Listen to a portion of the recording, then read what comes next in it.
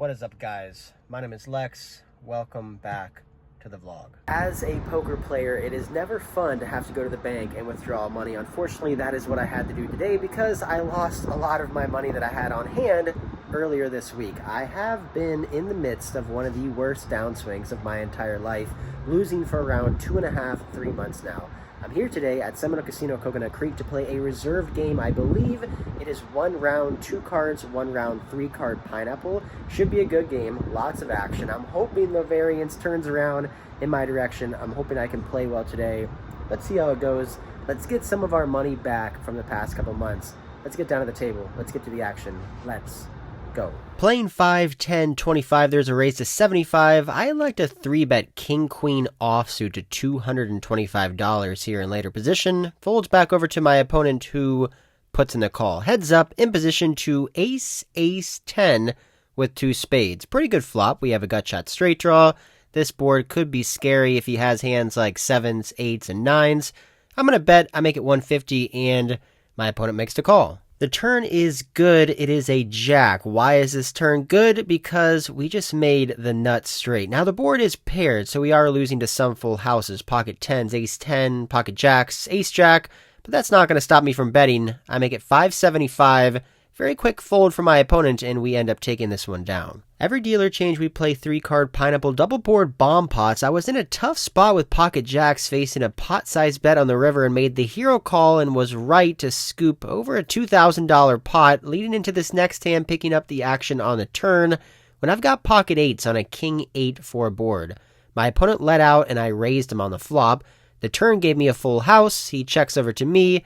I bet $300 and my opponent ends up making the call. The river card doesn't change anything at all. It is a 2. My opponent continues to check and flow over to me. I think it's possible he has a king X hand here. I don't want to bet too big to blow him off that hand with my full house. So I just throw out 5 black chips for a $500 bet. And then something very weird happens. I put the Hold on, he raised on the side. I thought my opponent was calling, but he decided to raise to $1,000. When he put chips in the middle, I announced my hand, pocket 8s for a full house, thinking that he called my bet, but actually he raised to $1,000. Now, let me be clear, my opponent did nothing wrong in this hand. This was all my fault. I should have waited and seen if he was raising or calling, but now I'm kind of in a tough spot. I raised a flop, bet the turn, bet the river, and I'm getting min check raised out of position on the final card. Now the question is, what do I do facing this min raise for $500 more? I've already announced my hand out loud that I have pocket 8s for a full house, so I don't think I can ever re-raise with my hand. This was also a pineapple hand where you get 3 cards pre-flop, discard 1 card on the flop. Given the fact that you get more cards pre-flop, I think we have to be a little bit more careful with full houses, a lot like PLO. I think my only option is to call, so that is what I do. I show my full house and announce call. My opponent folds his cards. Not sure if he was bluffing there on the river or if he had a very strong hand as well. I did not ask. Kind of a weird spot there on the river, but I will take it, winning another pot, up almost $3,000 within the first 90 minutes of this session at Seminole Casino, Coconut Creek. Next up, there's a call for 25. The button raises to $100. With Jack 10 of diamonds out of position here, I go with a 3-bet strategy. I bump it to $450 back over to the button who makes the call. Again here, 3-bet pot. Jack 10 of diamonds out of position to 899 with 2 diamonds. A monster flop for me. Open-ended straight flush draw. One of the best flops you can ask for with Jack 10 of diamonds. I'm going to bet this flop, obviously. I make it $325. My opponent unfortunately folds, but I asked the dealer to run out the board. Can you run it out? it's a liberal non-determined with gambling sex. Oh!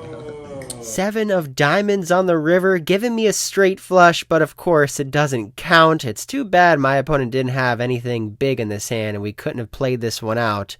But can't complain. A nice flop and a nicer river. Straight flush for us, an imaginary straight flush, and we end up taking down this pot. About an hour after that imaginary straight flush hand, there's a call for 25. Pocket kings on the button for me. I raise to $100. My opponent makes the call. Heads up in position 10-7-9. He checks. I decided to check this one back. The board is pretty wet and connected. We just have a one pair, single pair hand, so I check for pot control and deception, and the turn is a king, giving me top set. My opponent leads out for $225, and now our thoughts have changed. On the flop, I was just trying to pot control on this connected, coordinated board, but now that we turn top set, we definitely want to be putting some money in the middle here. Try to get action from two pairs, worse sets, pair plus straight draw, pair plus flush draw. I make it $675 to go. There is some merit to potentially just calling this $225 bet, allowing him to continue to bluff if he is, but I think raising is good.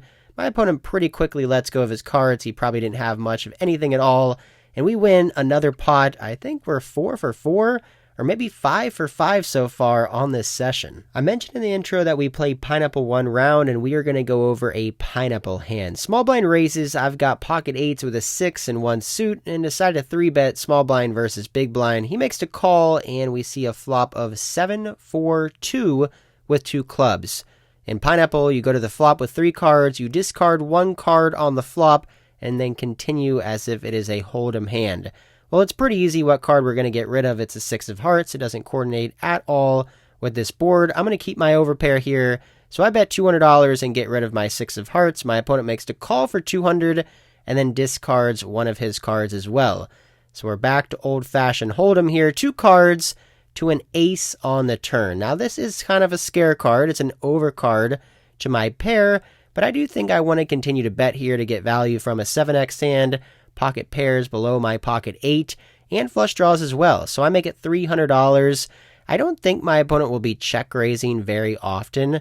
He probably wants me to continue to bluff if he does have a big hand. I felt like he was going to be folding or calling versus this bet, and he decides to call. River card 2, he checks. Don't think we can get value from worse anymore, so I check back. He announces a queen high flush draw that misses. Pocket 8s are good.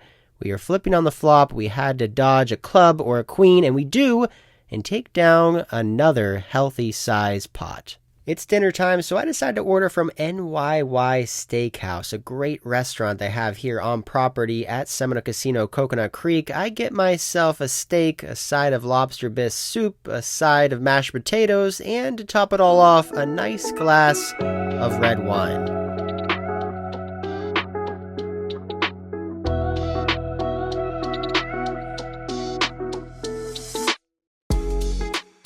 With a full stomach, back to the poker hands. Ace-10 offsuit, I raised to 75 in the cutoff. Button makes the call, big blind makes the call, 3 ways to a 10 high board. Top pair, top kicker for me, big blind checks. I c-bet $150 here with my top pair. The button player is the only player who makes the call.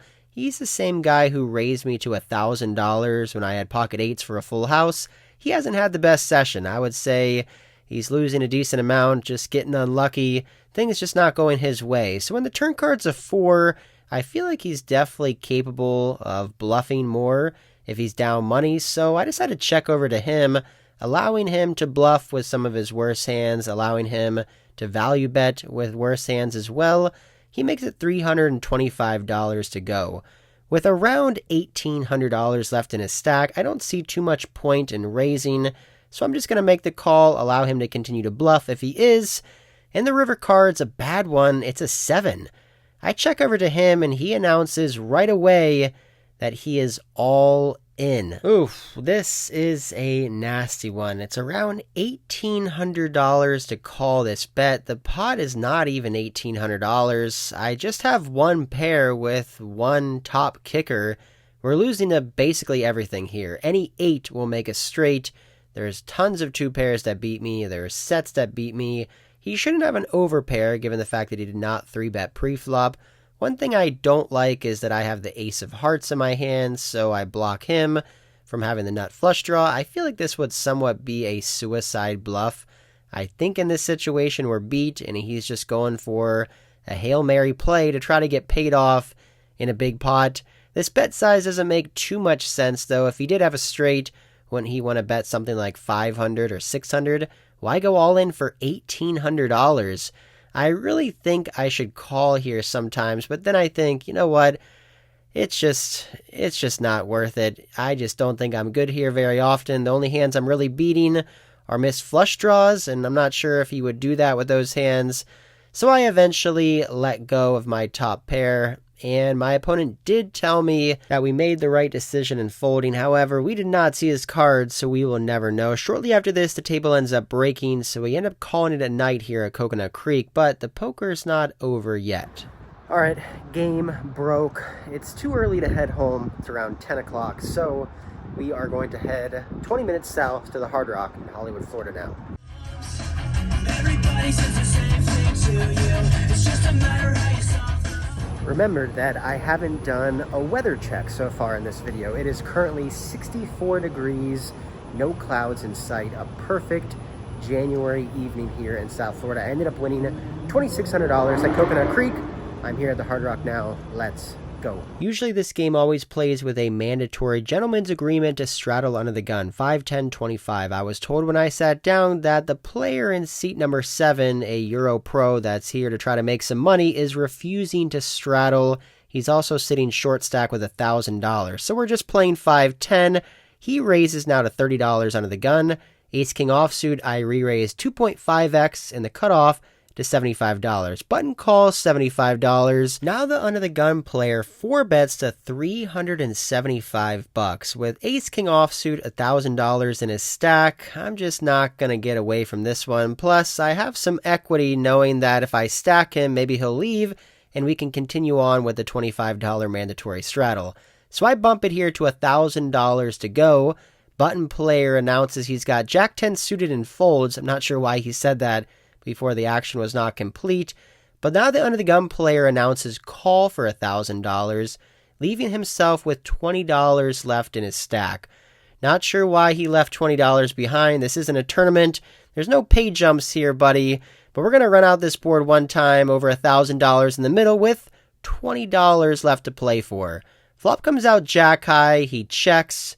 I check. Okay. Turn card is a queen. And he checks again. Not going to bet, so I check behind. River card's a brick. He bets $20.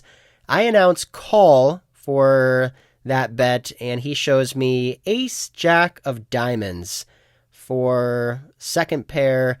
The player on the button folded a jack as well. We are way ahead to win a nice pot, but unfortunately, we end up doubling this guy up. I blocked the jack. Oh. Well, that was a quick one. I was only in the Hard Rock for around an hour and a half. I lost $1,000. Ace King all in against Ace Jack, and I lost when a jack hit the flop. I mean, kind of sums up how these last 2 months are going. I still ended up winning around $1,600 on the day, so I will take it. The game was really slow. It's around midnight. I'm leaving a little bit earlier than I usually do. There was no straddle. Usually we play 5, 10, 25 every single day here at the Hard Rock, but we get these new Euro players, these guys traveling around that come in for a week or 2 weeks, and sometimes they're nitty and they don't want to straddle. Sometimes there's a short stack player, they don't want to straddle. It's not mandatory, it's just kind of a gentleman's rule, but just no straddle going on. 5, 10, no action, and I'm just not going to sit in a game at 12 o'clock at night when there's no action and not much money on the table, so we are out of here, heading back home. Hope you guys enjoyed this video. I'm going to try to get back to making more than one vlog every single week. I was doing 2 vlogs every week for a little over a year. I've been a little bit lazy, haven't been making as many poker vlogs. I've also been running bad, so I'm not as motivated to make poker vlogs, but I want to try to get back to it. I want to try to make at least 6 videos a month. So that's what we're going to try to do in the month of February. 6 videos a month, that's the goal. Hope you guys enjoyed this one. Please like, comment, subscribe, and until next time, I'll see you. All right, there's actually one more thing that I want to talk about in this video, and that is clickbait. Over the last month or so, I've got a lot of negative comments, some hate, some dislikes about the fact that people think that I make clickbait titles on YouTube. A couple months ago, I played a Texas live stream where I cashed out for $20,500, and for the title of the video, I said, cashing out for over $20,000 in Texas or something like that. That was a true statement.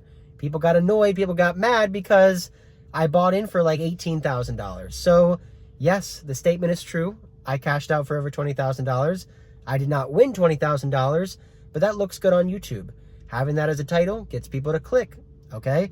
I ended up making another video about a month ago where I said, you'll never guess how much money I made in 2023. And I went on to say that it's a secret. I'm not going to tell you the full number.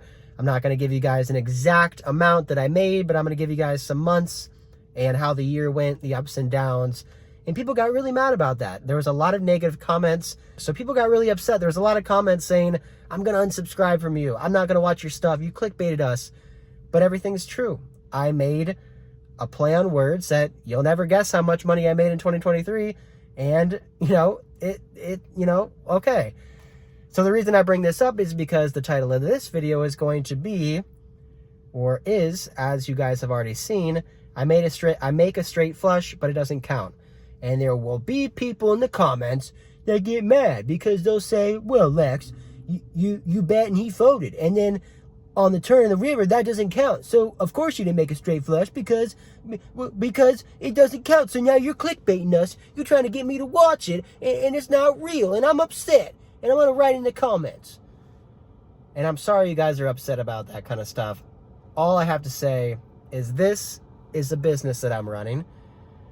It has become a business, and the business is getting people's attention. In a world of bigger is always better, in a world of people's attention spans being super, super tiny, in a world of abundance, there's so many people on YouTube making videos, and in a world of repetitiveness, I have to do something new. I have to make fun, exciting videos, which means I got to come up with fun, exciting titles. If every single one of my videos was Cash Game Poker, 2-5 at Hard Rock, 5-10 in Texas, 2-5 in Vegas, people wouldn't watch as much. When I make these titles that get people engaged and get people watching, means more views, more engagement, more likes, more comments, more subscribers, everything. So I'm running a business. I'm trying to get views. I'm trying to push the videos out. I'm trying to make exciting content for you guys. And if you really are upset, if you're one of these guys who's upset because the title made you mad and you're going to unsubscribe, I'm sorry. I'm sorry that I made you upset about my title, but I got to do it. I got to try to get the views. But I wanted to rant about that a little bit. I wanted to kind of, share my thought process behind it. I'm going to keep making videos, hopefully, that are entertaining. I'm not going to lie in the clickbaity titles. I don't say I won $100,000 when really I didn't. All the titles are true. They're just, creative. So anyway, that is it for this one. I'm going to go home. Hope you guys enjoyed this one. See ya.